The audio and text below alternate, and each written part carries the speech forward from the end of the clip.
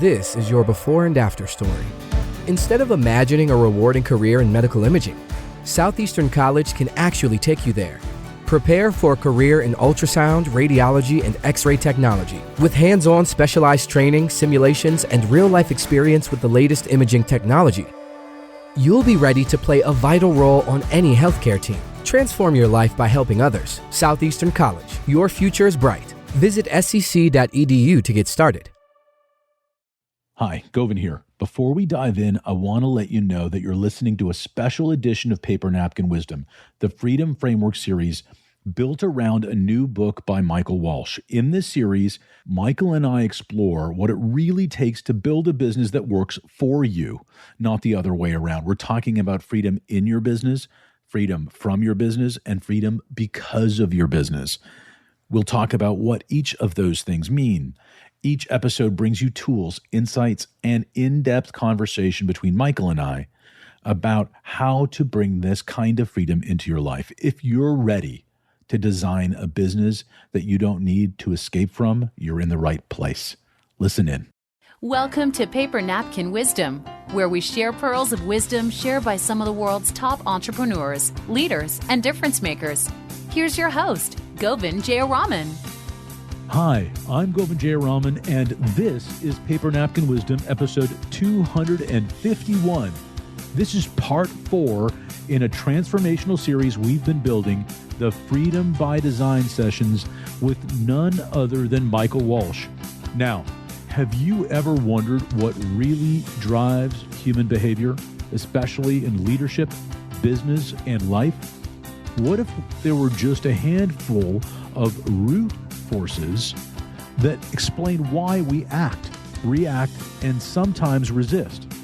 In today's episode, Michael reveals a powerful insight that simplifies that complexity into a tool you can start using today. Imagine being able to instantly decode what's behind a decision, a hesitation, or even a breakthrough for yourself, your team, or your clients. Michael has spent decades guiding entrepreneurs and growth-minded leaders through this transformation. Today, he shares a napkin that's deceptively simple, but when applied, can shift how you lead, coach, and connect. Whether you're leading a team through change, coaching others through uncertainty, or trying to understand your own blocks, you're going to want to hear this. And don't forget to join in the conversation online with the hashtag #PaperNapkinWisdom. Let's dive in. Michael Walsh, welcome back to Paper Napkin Wisdom. I'm really excited to continue to dig into this series that I think is so powerful for anyone trying to understand organizations. But, there's so much that we've covered ground already. So Paper Napkin Wisdom style, can you bring everybody up to date on where we are? Sure. This is our third session. In the first session, we talked about there are underlying issues that lurk beneath each of the major milestones of growth. After you pass the first million, we said the major milestones that people tend to look for. If I've made $1 million, then my next goal, I want to hit 2. Then if I hit 2, I want to hit 5. Then if I hit 5, I want to go to 10. If I hit 10, I want to go to 20 million. And I'm saying at each of those milestones, 2, 5, 10, and 20, there are obstacles that we cannot see that lurk beneath that grab us. And we don't even know that they're there. We don't know what to do about them. And we don't even know a lot of times what grabbed us. And so in our first session, we actually just talked about that, paper napkin style. In session number 2, what we said is, well, as you grow, one of the issues as you grow is how you see your people. And we talked about relationships and how as you grow, the numbers of relationships like the impact of relationships multiplies. If you're at 4 people, there are 6 one-on-one relationships. Well, if I'm at 16 people, we're up to 120 one-on-one relationships between and among everybody that's in there. And a 25-person company has 300 relationships. Well, so when you say exponential, just for everybody listening, 4 to 16 is 4 times more people, right? 4 times more people. 6 to 120, well, that's like 20 times more. Yeah, complicated. if it was So it's 4 times it should be and 20 times. 24, not 120. Exactly. So it's that's what we mean by exponential. Like it's one is growing way faster than the other as an exponent of the other, essentially. And that's the map. And so and all these, and in a 25-person company, you do know everybody in the company. And there's literally 300 one-on-one relationships that are there. Now, if I go from 25 to 50, which again doubles, it goes from 300 to 1,225 one-on-one relationships. I mean, this thing, magnifies. Now, that's just one-on-one relationships. It doesn't count 2 to 1, 3 to 1. I mean, the permutations get like weird. Okay. And by the time I'm at a 100-person company, I'm almost at 5,000 relationships. It's actually 4,950 one-on-one relationships.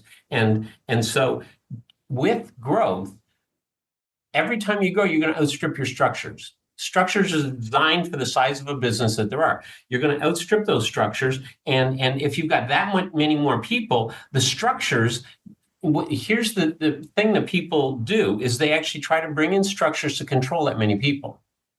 And that led to the question that we talked about last time, which is your business a well-oiled machine or is it an intelligent ecosystem? And the truth is everybody likes the idea of and a lot of people say both. But if you say both, you're really going to treat it like a well-oiled machine.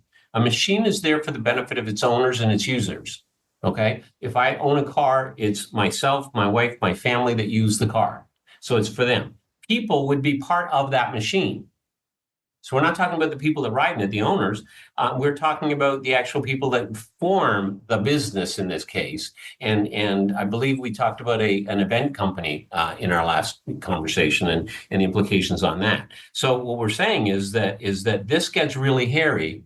And fundamentally, it starts to feel like this is incredibly overwhelming. See, if I have a machine, it's there for the benefit of the owners. An ecosystem is there for the benefit of everybody. And it's like, yeah, but if I have like a 100-person company, I've got almost 5,000 relationships. How do I make this for the benefit of everybody? Well, that's what we're going to talk about today. Yeah. So, and I think this is also something that's really important, right? Because little dots on your previous paper napkin, those are people. And yes. people don't just go forward and back. We're not simple things, right? We're not basic. We're complicated things. And what I might want today is different than tomorrow because of a lot of different things, right? And I think that's what we're sort of digging in a little bit today, right?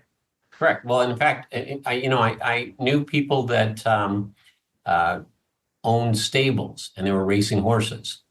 And one of the comments that one of them made to me at one point, he said, listen, Michael, one of the things that I've learned, and it's too late for me, but stay away, because the wisdom that he shared with me, he says, never invest in anything that eats.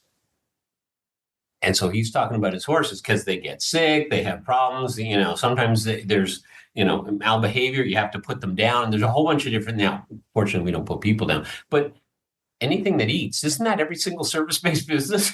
Yeah. I don't care which country, pick a country. A service business is based in people. Right. So your paper napkin based on this is the 4 driving influences of human behavior. And then you have them listed in columns. 1 and 2, survive on top of thrive, which is 2. Yeah. So 1 is survive, 2 is thrive. And then in the second column, which is 3, connect, 4, adapt. Yes. Why did you share that with me? Well, here's the thing. If I look, you see, this thing gets overwhelming and highly complex, and it starts to become scary. No wonder people try to control people instead, because it feels in the short term a lot safer. But if I control people, we don't like to be controlled. We like our freedom. We like our autonomy.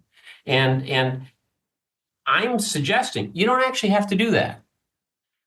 If you can understand the tenets of human behavior, now there's a bunch of them, so we don't want to become psychologists, but we have to understand some of the basics. If we understand these basics of human behavior and learn how they impact our people and as a result our businesses, by including those things, all of a sudden this gets really simple, really quick.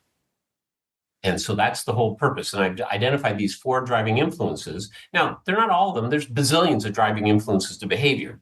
But these are four basic that are there, and we assume them. We don't even think about them. We don't include them in our decision making. But fundamentally, these four things are, we each have a core biological need to survive. That is our first priority in life, and it's biologically wired. It's set in. If we don't survive, nothing else really matters. Okay, so it's the core basic need that we have. Now, we also have an innate desire to thrive. Now, that takes us beyond merely surviving to find ways to constantly improve our well-being and create cool stuff. We're striving, humans strive for things. There's things we want, and we go out and we get them. Now, you don't have to have all your survival needs handled for life before you can engage in thriving. Otherwise, why would a 5-year-old ever share a toy? Because at 5, you couldn't have all your survival needs for the universe handled. No, it's just that I don't feel threatened in the moment. And as a result, my natural inclination is to thrive. When I survive, it's about me or we, whoever I deem part of me or part of us. It could be my family. It could be the people in my company. It could be my spouse and I. It could be whoever it is. When I'm thriving, I'm looking at others. So surviving looks inward, thriving looks outward. And you can tell whether somebody's in survival or not. Are they busy protecting themselves? Are they actually contributing outside themselves? You're not going to contribute outside yourselves if you're busy needing to protect yourself. That's why, that's really observational, right? Like, that's a very simple observation that you're making there. Yep. Okay, so for someone who's not used to doing this, what's a quick way? Like, let's say this is a new skill. They want to start to learn how to notice whether or not someone's in survive or thrive. How do they assess that quickly? Do they talk about themselves or do they talk about other people? Are there comments about protecting themselves? How much money am I going to get? What about this? What about that? Or what kind of an environment am I in? Do we actually get to create cool things? I do a lot of work with services businesses that are based in the expertise of their people. So these are craftsmen or budding craftspeople. And so what you find is that, if I'm all about protecting myself, it becomes really, you can tell if somebody's defensive. You can also tell if somebody's actually kind of relaxed in their own shoes. I mean, energy sounds like an esoteric woo-woo thing. But you know what? We have strong energy. There's times when our energy is depleted. It's really, really easy to read. You just have to look. Well, same thing about, am I caught in survival and protecting myself? Or have I relaxed about survival and am I available to support and contribute to others? We all have both inclinations. If survival is handled, we'll see thriving. If survival's not, we won't. It's really that simple.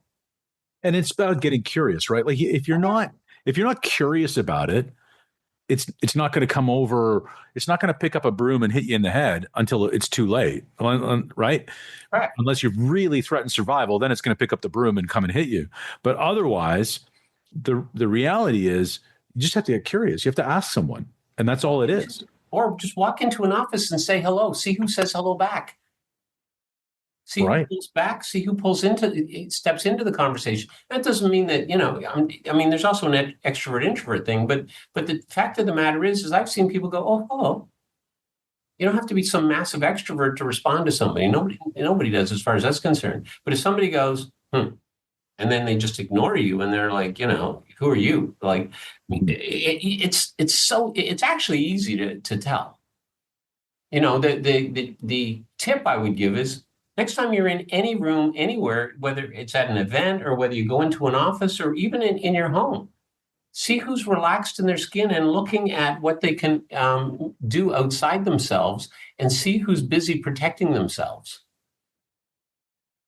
It's actually not hard to see. No. And it's just, I love how you made it very simple. It's hello. It's a greeting. It's engaging. It's just, you can do it when you do it. You can't do it by not doing it. So just do it. It's easy if you do it. It's not easy if you don't. Yeah, and like you said, that curiosity, you just notice what you notice, see what you notice. But you say, are they seem to be caught in survival, or are they protecting themselves, or are they actually, they're not in it. Now, they may not be in full abundant thriving, but at the same time, are they busy protecting themselves? Because as long as they're protecting themselves, they don't have access to anything else. because our first job in life is to stay alive. Mm-hmm. I mean, literally, if you're walking down the street, okay, you literally will look, and before you even have a conscious thought, you see somebody else coming towards you on the street. The first thing you do is you check to see, your brain sorts to say, is this person a potential threat? I may have to protect myself against them. Is this person a potential friend? Because there's safety in numbers, first of all, but second of all, that's where we create and grow things. Okay? Or is this person a potential mate? I promise you, biologically, we go there because one of our goals is to propagate the species. Now, this is not about propagating the species. There are people that are good at that stuff. That's not my area, so I left that part out. Okay? When I say connect, it's like, well, it's not about that. It's not about that, but it doesn't happen. But you're not thinking about connecting with anybody if you're on an inward survival journey. Correct.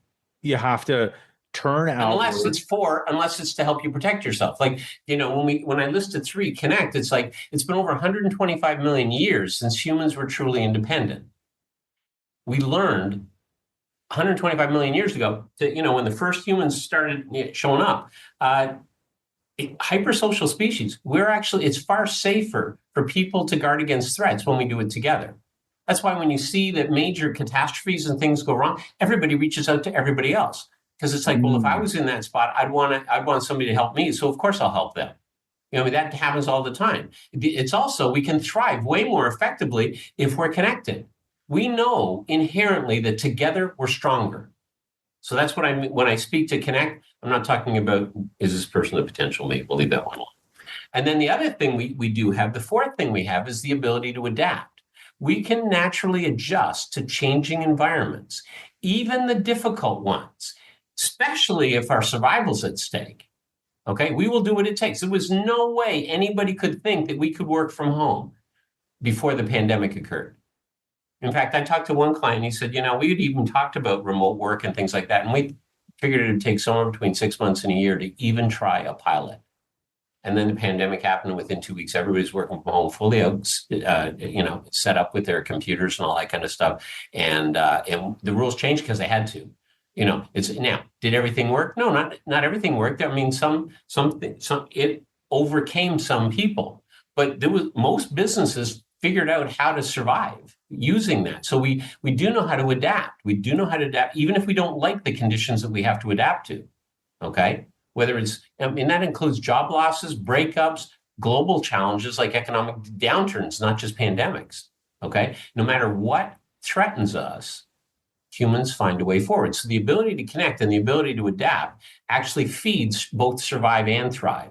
So survive and thrive are on the left side because those are the core ones. And then connecting and adapting are sort of, there's a bunch of different human behaviors. But I found that if you just get to know these 4 and watch to see when and how they show up, it gets very clear very quickly, Now it leads to another point, but I'm going to have a sip of water. All right. So survive and thrive, connect and adapt. So What is the point of understanding these driving influences within your team? What do you do with them? Well, here's the thing. If I know that people have these base needs, everybody talks about, make it a safe environment for your staff and this and that. You're like, well, safe environment. Nobody's going to get hurt. I mean, we're an office. But that's why things like, will they steal my ideas? Okay. Is it a positive place to work, or do I have to protect myself emotionally? Okay. Things like that. We go, yeah, whatever, just get the job done. And people are used to doing that, but it's not accurate. Because guess what? The survival gene kicks in. If you ignore it, you ignore it at your own peril. Like, on the one hand, it's easy to see, but once you get used to looking for it, but secondly, it has a huge impact of almost everything that happens in the day. You see, fundamentally, we have this delusion that we're logical and rational, and it's literally a delusion. Okay, we are completely irrational. We are completely emotion driven. And we have some logic. And that's actually a design feature. Think about it. Logic is too slow. Emotion moves us really quickly. Gee, there's a bus coming at me. Well, what are the pros and cons of me? Too late. Too late. You don't have, whereas if you see a bus, you go, eek, and you start running, okay, and you get out of the way of the bus. See, so emotions are right there, but they link to survival. And so if I know that that's there, and I know that emotions are what drive us, and the reason emotions drive us, that's not a design flaw of human, that's a design feature of human that keeps us alive. Now, everything has its side effects, because I've seen people that are over emotional in certain situations, but then you start looking, you go, wow, that's not the emotional response I expected from this little issue. There's something bigger here. We may have triggered something. Now I don't have to go become a psychologist. I just know something's up. And for whatever reason, their survival feels threatened.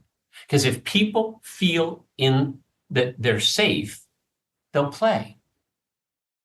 If they don't feel safe, they don't have the bandwidth to play. You know, it's really, really interesting you say that. You use the terminology play. I was recently on a mastermind call, and the facilitator asked a question. Okay. And she asked a question to the group. There were 10 or so of us on the call. It was one of the Zoom masterminds. And nobody stepped up, and I said, okay, I'll play. And you're right. I think everybody was worried, right? They were afraid of answering the question, and in some kind of emotional way, we're conflating this with a real threat. Or they may just look dumb. I've seen people be afraid to answer questions because they don't want to look dumb, and that sort of threatens their belonging to the group. And so and then I did this video on, okay, I'll play, and how valuable it is just to go for it, to play, to jump into it. And in order to do that, it means that you're moving yourself into thrive and connect, right? Yep. And the definition of play: give and take without intent. Give and take without, that's beautiful. Yeah. Give and take without intent. That's play. It's like people just do things for the joy of doing it. It's fun. You throw a ball back and forth with your buddy. Okay. Well, why do kids play catch? There's not some intent. They just enjoy the process of that. Just being in it. So the freedom there is awesome. It's powerful. Mm-hmm. So let's talk about adaptability. And I think that we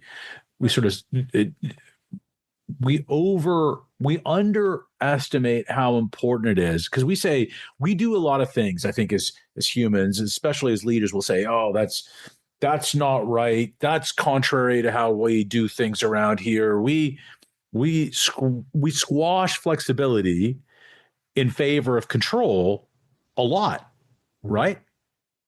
And one of the things we have to do, in especially a scaling organization, is recognize that we have to adapt. We have to be flexible. We have to change essentially everything all the time. Well, it will change. Yeah. Things in life, it's just going to constantly change. Right. So with that in mind, how do we how do we assess where someone is on their ability to adapt, sort of adaptability, but how do we support them in that? The answer that comes up to my mind is to actually understand where they're at from their perspective.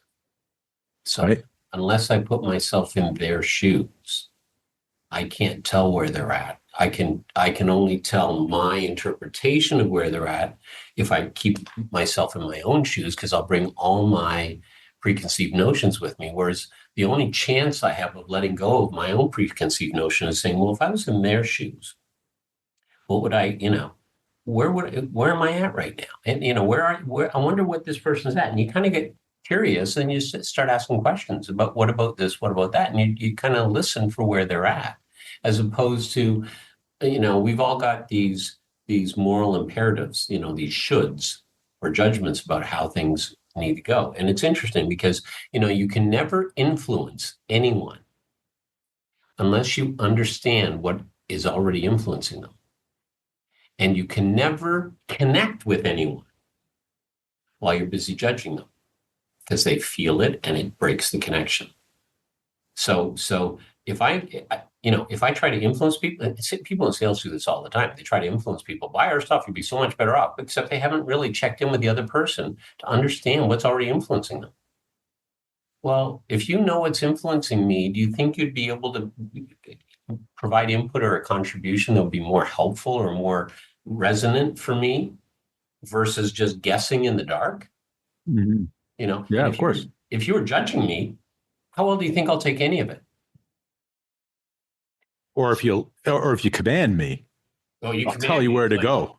yeah, then if you tell me, I feel told. Yeah. And even if I accept what you tell me, now I've parked my own good discernment at the door, and I'm actually just doing what you want. And then if there's a win, it's obviously yours because it was your idea, and I become a robot. And this is where people get stuck in this notion of being part of this thing called a well-oiled machine. Mm-hmm. We talked about last time. I mean, there's so many dimensions to this thing. It's kind of cool, actually. But I got to tell you, it's also very simple. Are they in Right. survival? Are they feeling they need to protect themselves? What does it take? What is important to them? Is what's important to them is to protect themselves against things that are wrong? Is that's what top of mind? Or is what's important to them to create something cool? And then what are the underlying things that'll change behavior? This is not that hard to see, but I do have to pay attention. But it's just And understanding. you could just ask them, right? Like you could just ask, what's important to you about this? Yeah. So is the framework, let's talk about the framework of how anybody in an organization can understand where their team is in the four driving influences of human behavior and what to do. Where do they start? What's the first step? Well, we have lots of steps that are coming. We have a whole framework that's coming Exactly. on this one. But get to know them. What was it about this job that caught their attention? What is it that they'd like to do? Money aside, what would they like to accomplish while they're here? What would they like to learn? Where do they see themselves growing? Let's say if we were sitting here 3 years or 5 years or 10 years from now, let's say you're a decade older, okay? What's life look like from your shoes a decade from now? Now, one of the things you get very quickly is, does this person are they forward thinking in terms of like, do they have that kind of a picture set up? And if I can't do it in a year or in 10 years, then I might go down to 5 or 3. 3 years is a really, really powerful thing. Dan Sullivan, for the last 25 years has run a program called Strategic Coach. And he actually has this thing called what he calls the R factor question, a relationship-based question. And his reference point is 3 years. And, one of the things that's really powerful about that is that 3 years is far enough away that you can still see it, and it's close enough that you know that what you do this month or this quarter or next quarter will impact it. And so I'm not going to go into the details of this stuff, but it's interesting. The 3-year time frame is quite valuable. 1 year is not enough. Like you don't seem to have enough time in 1 year, but over a course of 3 years, you can. In fact, Bill Gates, when he was doing his planning, he would never look at anything shorter than 18 months, because 18 months is long enough you can do something, but it's short enough that you better get hustling now. So a lot of times when people are looking into the future, they actually say, what does it look like? But when I listen, if I say, what's the future you see? If they're giving me words back that are based in protecting themselves, then I know that that's what's top of mind for them. If they're based in words that are accomplishment and things they'd like to achieve, or places they'd like to go, or people they'd like to meet or collaborate with, or things they'd like to learn, then it tells me again where their primary interest is. You just start asking people different types of questions. You'd be surprised at how quickly you notice what are the best things that are happening in this company. Mm-hmm. And then you listen. Do they say, well, at least this isn't happening anymore? And well, that used to happen a lot here. That's there. And not a lot other than that. And you're like, okay, so I just heard a bunch of stuff that's wrong. And I heard somebody who's worried a lot about stuff that's wrong. Ask somebody else. It's like, are you kidding? This place is so cool. We take really good care of our clients. Our clients really love us. We actually get to participate with really interesting people, and we can really make a difference for them. Well, guess where that person's focused? Now, it's not that there's a right or wrong. These are states of mind that change constantly, but you want to know where they're at right now. And the reason why you want to know where they're at is because of the title, right? 4 driving influences of human behavior. So you can go around and try to control behavior, and then we start out off the top, right? Humans are overwhelming and highly complex. We don't like to be controlled, but we can be influenced. And these are 4 very big driving influences. If we know where they're at, we can help to influence what they might do, and that's their behavior, right? Yeah. And if somebody's in survival mode, I'm not going to get very far unless I can help them move past survival mode. And because it's a state of mind, it's not a permanent fixture thing. It doesn't take that much to do that. You can actually just start working with them, and you can say, well, what would a brighter future, or what would need to be in place for you to be able to feel relaxed about growing? And then you just find out, and then you can work with them to help them create or build that. And I've seen that for people in all different levels of a business, whether it's somebody just coming in, fresh out of school, or whether it's a middle manager, or whether it's a senior leader, or whether it's a CEO or a company owner. It's interesting to see. And it's not like they get better. Sometimes you get better with different aspects. You get better at aspects of the business just because you get experience when you're growing a business. But, and that's why even though the problems continue to get bigger, your skill level grows at least as quickly, if not faster. And that's why people, even though the business grows, quite often they feel like they're more accomplished in the face of it. The thing that I find that's missing too often is just by not understanding some of these things, they end up putting in a lot more energy than they need to. The question is, how do you actually get back your freedom? How do you get back this feeling of joy, this feeling of having satisfaction at what you're accomplishing? Now, making money is part of that for sure, but it's not the only part of the game. No. And I think that's what this is all about. So if there's a final thought we want to give people about this napkin as step 3 in our journey, what would that be? Notice whether somebody's in survival or whether they're thriving. If they're in, and then understand that we have a natural tendency to connect. So usually that's not that hard. Appreciate that people will adapt to changing environments. But if I can help people move past survival into thriving and into contribution with each other, collaborative environments are far more profitable than non-collaborative environments. By investing the time in helping people get past their survival needs, all the rest, those other 3 dimensions can work really, really well. That's awesome. All right. Thanks, Michael. Another incredible session in the books, part 4. If you've missed the previous 3, go back and see the Freedom by Design series.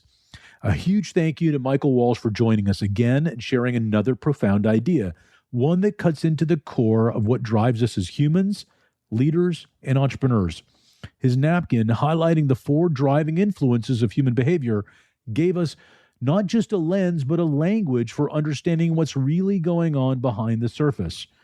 Let's quickly recap them. Survive, the instinct to protect, conserve, and stay safe. Thrive, the desire to grow, improve, and move toward fulfillment. Connect, the human need for belonging, trust, and relationship. Adapt, the ability to shift, evolve, and respond to change. These aren't just abstract ideas. As Michael said, every decision, every hesitation, every bold leap, it all traces back to one or more of these influences. So here's the challenge. When you're facing a crossroads, coaching a team member, or trying to understand resistance, ask yourself, which of the 4 is showing up right now, and then lead from there. Go back and re-listen to this episode if you need to unpack it further. I know I will. And I will also go back and listen to the previous 3 issues in this series. If this hit home for you, make sure you subscribe to Paper Napkin Wisdom wherever you get your podcasts. Leave us a review. It helps us grow this movement of leaders just like you. And here's your Paper Napkin Challenge. Jot down which of the 4 drivers, survive, thrive, connect, or adapt, is most present in your leadership right now. Snap a pic, share it on social, and tag it with the hashtag Paper Napkin Wisdom. Let's build a collective conversation around wisdom that drives us. Until next time, remember, it's the small ideas written on napkins that can drive the biggest changes in life and business. Make it a great day.